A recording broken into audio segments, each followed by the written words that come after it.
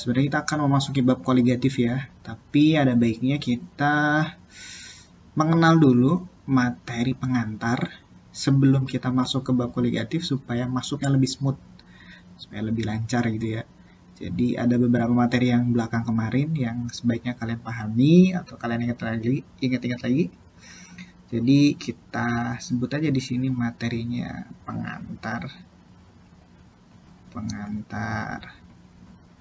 sifat koligatif gitu ya. Nah, di sini kita akan belajar tentang konsentrasi larutan. Jadi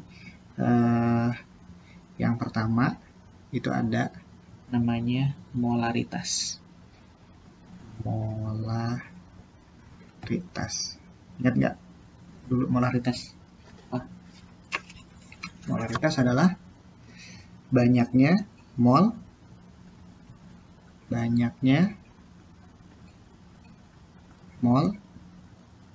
zat terlarut tiap 1 liter larutan. Nah, ini lambangnya M. Molaritas. Cara mencarinya gimana? Cara mencarinya adalah mol dibagi volume larutan dalam liter. Jadi ini satuannya adalah liter. Nah, terus dulu banget tuh, kalian kan dulu pernah ya belajar tentang konsep mol. Jadi mol itu sama dengan, gimana cara nyari mol? Mol itu kan lambangnya N ya. N itu sama dengan gram dibagi AR atau MR ya. AR atau MR. Nah, maka ini pun bisa juga ubah bentuknya lainnya jadi M sama dengan gram per MR dikali 1000 per mililiter gitu. Nih, untuk mencari M. Kemudian yang kedua adalah molalitas. Apa bedanya sama molalitas? Molalitas sama molaritas apa bedanya? Molaritas itu adalah banyaknya mol zat terlarut dalam atau tiap 1 kilogram pelarut. Nah, ini lambangnya M kecil. Cara mencarinya gimana? Cara mencarinya adalah N per P, di mana P ini adalah massa pelarut. Ingat-ingat ya, kalau nyari molalitas berarti dia mainnya massa pelarut, satuannya kilogram. Atau kita bisa ubah bentuknya sama kayak gini tadi, nyari M sama dengan gram dibagi MR dikali 1000 per P. P ini apa? P di sini. P di sini adalah gram pelarut. Nah, jadi kalau dia seperti ini kilogram ya, ini kilogram, tapi kalau kita udah ubah jadi seperti ini, nah, dia P-nya dalam gram pelarut. Jadi ada dua bentuk ini. Sebenarnya ada lagi ya tentang konsentrasi larutan, tapi kita biar nggak terlalu berat, dua ini dulu kita pegang. Ini rumus molaritas, cara mencari molaritas. Ini adalah cara mencari molalitas. Nah, kalau kita rangkum atau kita review, yang pertama kita punya molaritas atau yang besar. Cara mencarinya adalah gram dibagi MR dikali 1000 per volume larutan dalam mililiter ya. Kemudian yang satu lagi adalah molalitas. Itu adalah banyaknya mol tiap 1 kg larutan, atau kalau kita bikin seperti ini, Maka saya jadi seperti ini. P-nya ini adalah gram pelarut. Nah, contoh soal.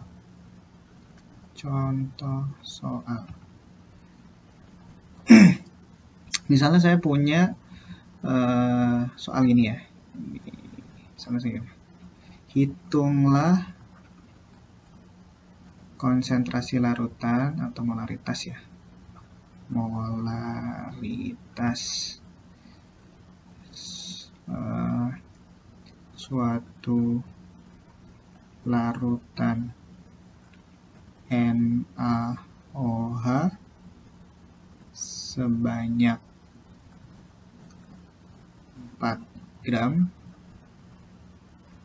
dalam 250 ml larut atau air itu ya. Hitung berapa molaritasnya.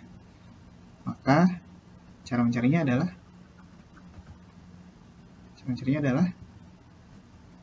kita pakai M besar molaritas, yaitu gram per mr dikali 1000 per volume dalam mililiter ini ya. Nah, gramnya berapa? Masanya berapa? Masanya adalah 4 ya. Oh iya, di sini harusnya ada data AR ya. ARNA sama dengan 23, ARO sama dengan 16, ARH sama dengan 1. Maka MR-nya berapa nih? MR-nya si NaOH berarti 23 ditambah 16 tambah 1 berarti berapa? 40 ya. 40. Ngapain ini di sini 40 dikali 1000 per mililiter. Atau langsung kita masukin volumenya berapa volumenya? Volumenya 250 ya. 250 berarti 0,1 dikali berapa? Dikali 1000 dibagi 250 4 ya. Sama dengan 0,4. Satuannya M besar. Nah, udah ya ini. Ini adalah konsentrasi NaOH dalam 4 gram NaOH dalam 250 ml pelarut. Nah, sekarang kalau contoh soal yang molaritas, yang mencari molaritas sama ya. Jadi misalnya hitunglah molaritas suatu larutan NaOH sebanyak 4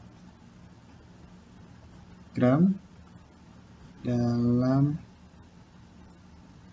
500 deh sekarang, 500 gram pelarut.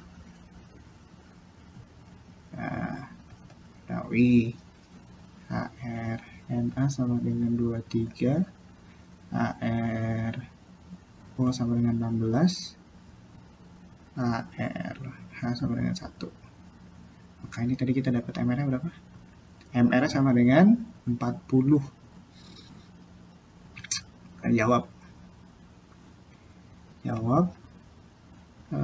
karena ini molaritas, maka molaritas ya, molaritas lambangnya M kecil ya, M simbolnya M kecil adalah mol atau gram dibagi MR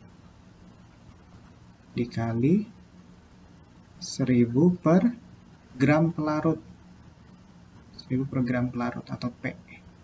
Masanya berapa? Masanya 4. MR tadi 40 ya.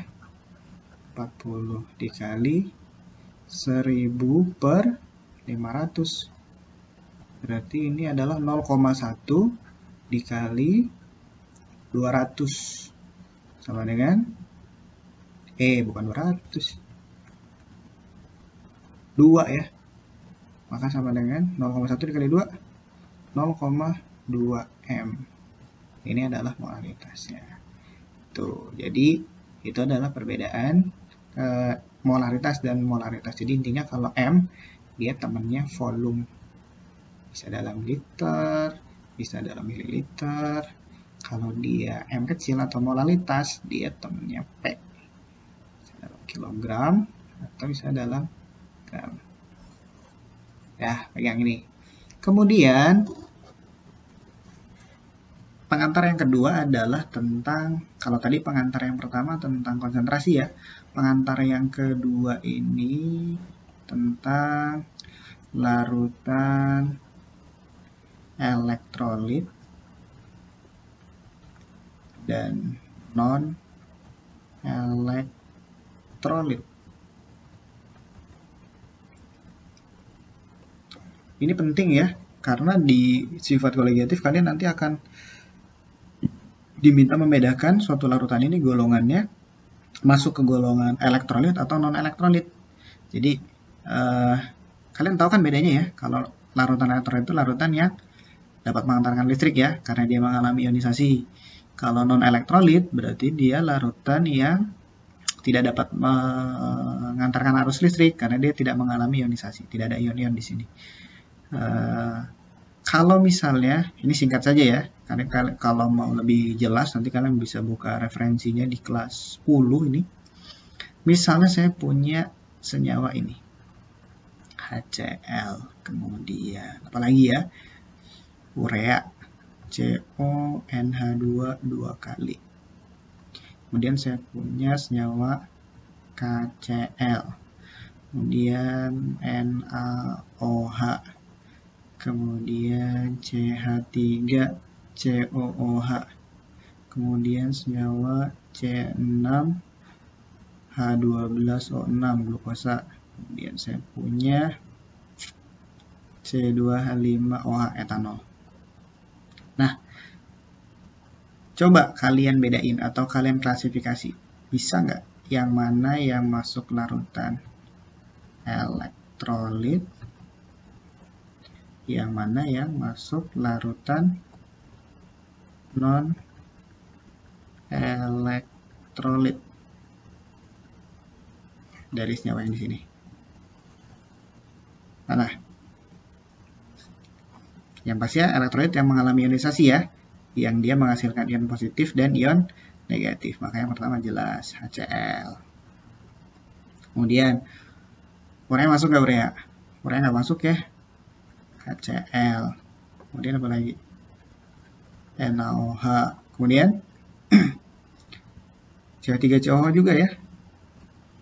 Jadi walaupun dia lemah, tapi dia membentuk ada ion CH3COO- dan ion H+, yang dia ini nanti bisa mengantarkan listrik tapi lemah. Derajat ionisasinya antara 0 sampai 1 berapa ya? Nanti kita cek di referensi. Kemudian larutan non-elektrolit berarti ya kalau di sini sisanya ya. Yang paling sering kalau nanti di soal kolegiatif tuh biasanya urea, CONH2 2 kali. Kalian ingat-ingat aja nih kalau ketemu soal ini non-elektrolit gitu. C6H12O6, kemudian C2H5OH gitu.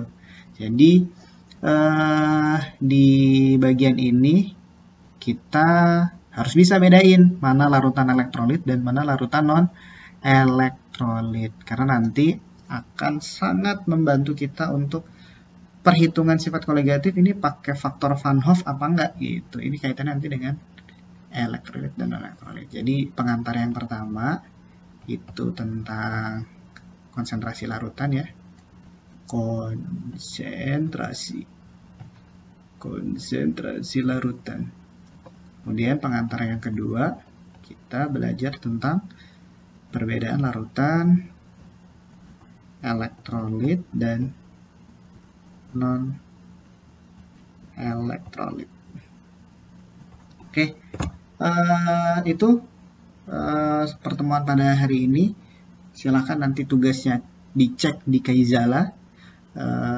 Saya akan kirim beberapa kuis untuk latihan kalian sebagai pengantar sifat koligatif. Di pokok bahasan selanjutnya atau di materi pembelajaran selanjutnya kita baru akan menjelaskan apa sih sifat koligatif itu dan bagaimana kita menghitung misalnya sifat kenaikan titik didih gitu ya. Gimana cara kita menghitungnya, kemudian sampai ke sifat-sifat yang lain. Oke, terima kasih untuk hari ini. Sampai jumpa lagi di pokok bahasan selanjutnya. Terima kasih sudah menyaksikan atau sudah menonton sampai akhir. Sampai jumpa lagi. Saya tutup. Assalamualaikum warahmatullahi wabarakatuh.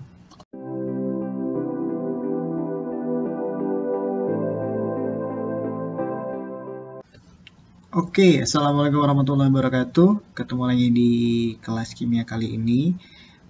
Sebenarnya kita akan memasuki bab koligatif ya, tapi ada baiknya kita mengenal dulu materi pengantar sebelum kita masuk ke bab koligatif supaya masuknya lebih smooth, supaya lebih lancar gitu ya. Jadi ada beberapa materi yang belakang kemarin yang sebaiknya kalian pahami atau kalian ingat-ingat lagi. Jadi kita sebut aja di sini materinya pengantar sifat koligatif gitu ya. Nah, di sini kita akan belajar tentang konsentrasi larutan. Jadi yang pertama itu ada namanya molaritas. Ingat nggak dulu molaritas? Molaritas adalah banyaknya mol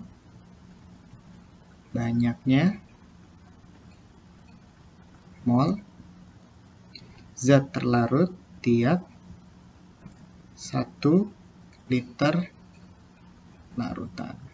Nah, ini lambangnya M. Molaritas. Cara mencarinya gimana?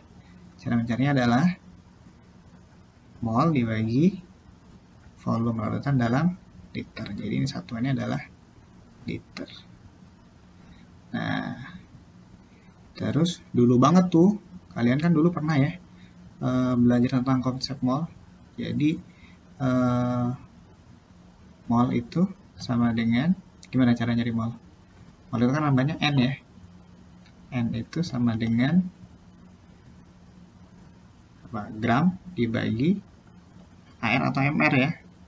AR atau MR. Nah, maka ini pun bisa juga ubah bentuknya lainnya jadi M sama dengan gram per MR dikali 1000 per mililiter gitu.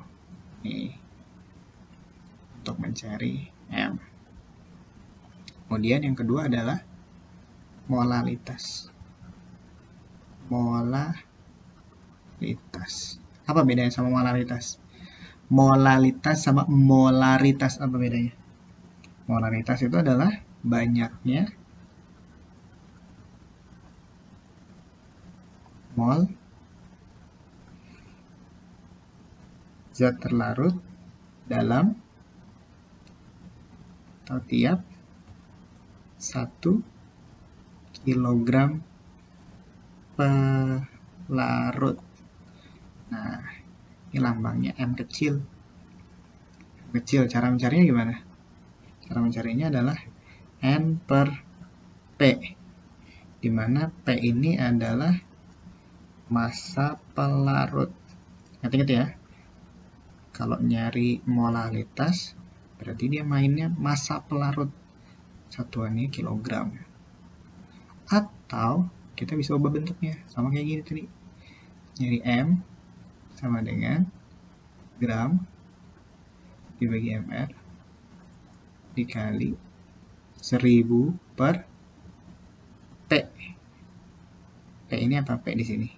P di sini adalah gram pelarut. Nah, jadi kalau dia seperti ini kilogram ya, ini kilogram, tapi kalau kita udah ubah jadi seperti ini, Ini P-nya dalam gram per larut. Jadi ada dua bentuk ini. Sebenarnya ada lagi ya tentang konsentrasi larutan, tapi kita biar nggak terlalu berat, dua ini dulu kita pegang. Ini rumus molaritas, cara mencari molaritas. Ini adalah cara mencari molalitas. Nah, kalau kita rangkum atau kita review, yang pertama kita punya molaritas atau yang besar.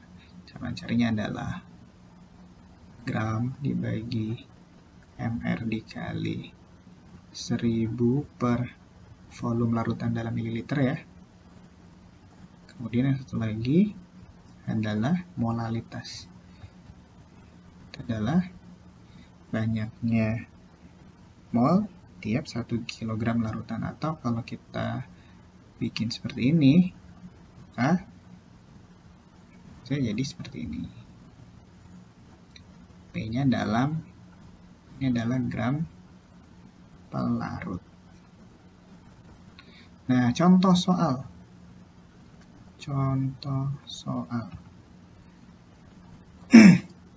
Misalnya saya punya soal ini ya. Sama saja. Hitunglah konsentrasi larutan atau molaritas ya. Molaritas suatu larutan NaOH sebanyak 4 gram dalam 250 ml larut atau air itu ya. Hitung berapa molaritasnya. Maka cara mencarinya adalah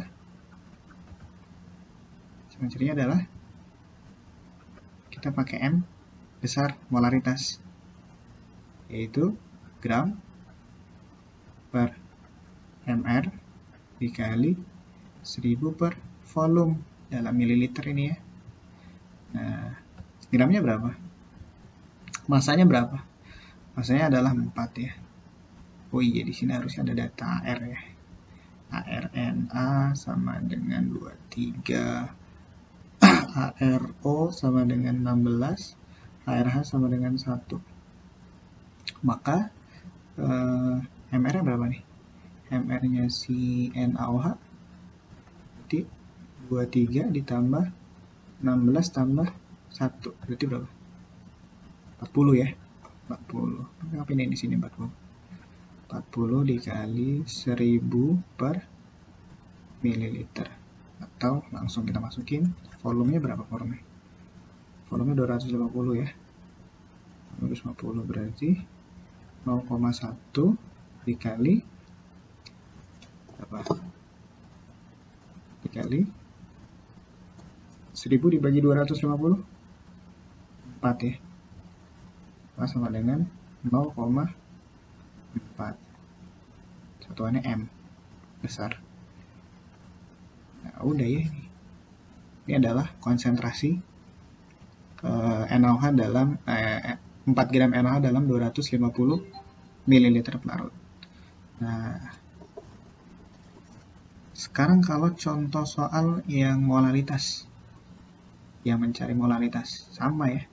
Jadi misalnya hitunglah molalitas suatu larutan NaOH sebanyak 4 gram dalam 500 deh sekarang, 500 gram per larut. Nah, tahu HRNA sama dengan 23, ARO sama dengan 16, ARH sama dengan 1. Maka ini tadi kita dapat MR-nya berapa? MR sama dengan 40. Kita jawab. Karena ini molalitas, maka molalitas ya. Molalitas lambangnya M kecil ya. M. Simbolnya M kecil. Adalah mol atau gram dibagi MR dikali 1000 per gram pelarut. 1000 per gram pelarut atau P. Masanya berapa? Masanya 4. MR tadi 40 ya. 40 dikali 1000 per 500. Berarti ini adalah 0,1 dikali 200. Sama dengan bukan 200. 2 ya. Maka sama dengan 0,1 dikali 2, 0,2 M. Ini adalah molaritasnya. Tuh, jadi itu adalah perbedaan molaritas dan molaritas. Jadi intinya kalau M, dia temannya volume. Bisa dalam liter, bisa dalam mililiter. Kalau dia M kecil atau molalitas, dia temannya P. Bisa dalam kilogram atau bisa dalam gram. Ya, pegang ini. Kemudian pengantar yang kedua adalah tentang, kalau tadi pengantar yang pertama tentang konsentrasi ya, pengantar yang kedua ini tentang larutan elektrolit dan non-elektrolit. Ini penting ya, karena di sifat koligatif kalian nanti akan diminta membedakan suatu larutan ini golongannya masuk ke golongan elektrolit atau non-elektrolit. Jadi kalian tahu kan bedanya ya, kalau larutan elektrolit itu larutan yang dapat mengantarkan listrik ya, karena dia mengalami ionisasi. Kalau non-elektrolit berarti dia larutan yang tidak dapat mengantarkan arus listrik karena dia tidak mengalami ionisasi, tidak ada ion-ion di sini. Kalau misalnya, ini singkat saja ya, karena kalau mau lebih jelas nanti kalian bisa buka referensinya di kelas 10 ini. Misalnya saya punya senyawa ini, HCl, kemudian apalagi ya, urea, CONH2 2 kali.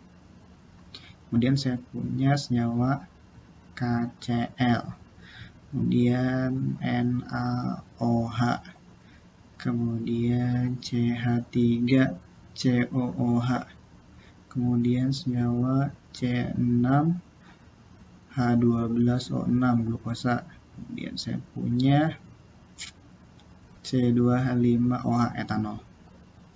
Nah, coba kalian bedain atau kalian klasifikasi, bisa nggak yang mana yang masuk larutan elektrolit, yang mana yang masuk larutan non-elektrolit dari senyawa yang di sini. Mana?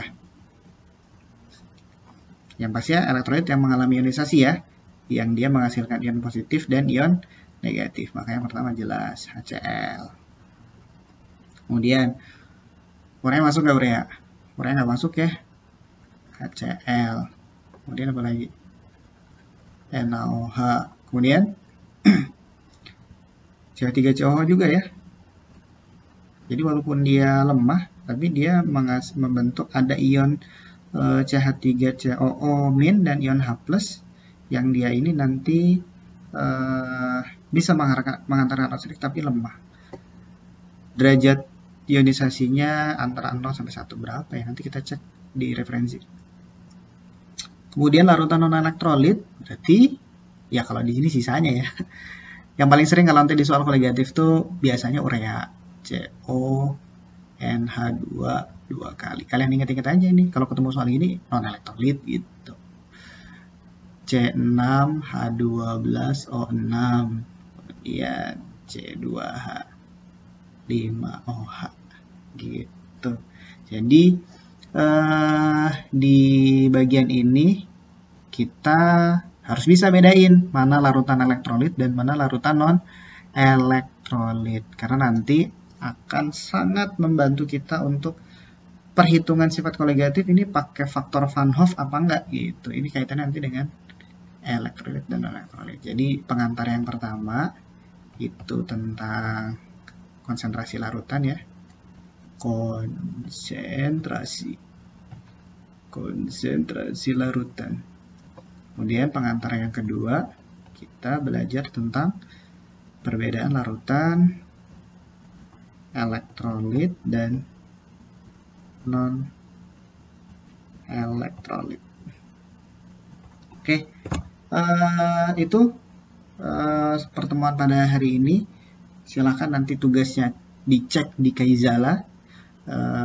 Saya akan kirim beberapa kuis untuk latihan kalian sebagai pengantar sifat koligatif. Di pokok bahasan selanjutnya atau di materi pembelajaran selanjutnya kita baru akan menjelaskan apa sih sifat koligatif itu dan bagaimana kita menghitung misalnya sifat kenaikan titik dindih gitu ya, gimana cara kita menghitungnya, kemudian sampai ke sifat-sifat yang lain. Oke, terima kasih untuk hari ini. Sampai jumpa lagi di pokok bahasan selanjutnya. Terima kasih sudah menyaksikan atau sudah menonton sampai akhir. Sampai jumpa lagi. Saya tutup. Assalamualaikum warahmatullahi wabarakatuh.